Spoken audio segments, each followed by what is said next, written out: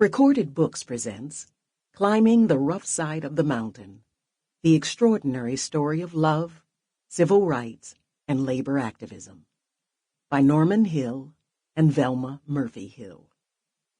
Narrated by Arnell Powell and Kim Staunton. Forward by Vernon E. Jordan, Jr. and Congressman John Lewis. Author's note.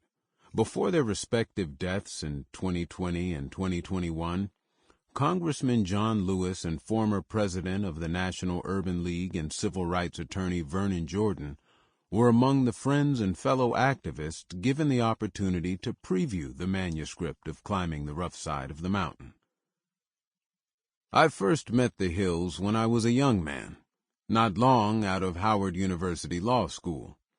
I was in my hometown of Atlanta, Georgia, and involved in the voter education project being led by the Southern Regional Council. This was the very early 1960s, and by then, Norman was already an experienced hand at organizing. He had, while a master's degree student at the University of Chicago, managed some major mobilizing of students for Randolph and Rustin, who would become longtime mentors to the Hills. Norman was a member of the National Association for the Advancement of Colored People and already held deep and trusted ties with trade union leaders. To me, Norman Hill looked every bit the man who knew what he was doing. For me, that was an open invitation to learn as much as I could while working with him.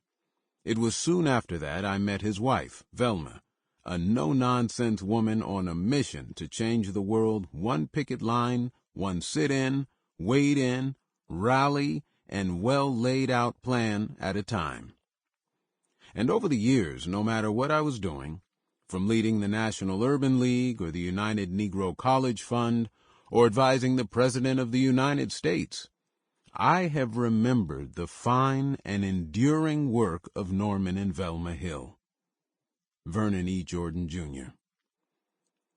I was lucky to have met Norman and Velma early in my life as well. I was always struck by their enormous patience and humanity. As busy as they were, and they were always busy, running here and there around the country, meeting day and night, even hosting movement people in their home in New York, they always seemed to have an encouraging moment for you. At that time, I was president of the Student Nonviolent Coordinating Committee.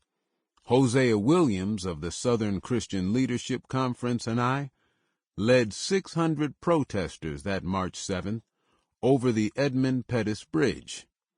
History remembers that day as Bloody Sunday. But after we licked our many psychic and physical wounds, we decided to face down the threat of renewed violence against us and march again in the name of our fallen brothers and sisters for voting rights.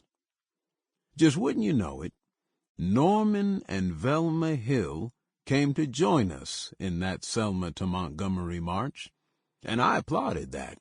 I appreciated them just as I had respected Norman's work helping Bayard Rustin organize the March on Washington for Jobs and Freedom 2 years earlier. Norman was nearby, too, when the march's elders, including A. Philip Randolph, the old lion himself, wisely talked me into delivering a less strident version of the speech I gave that day.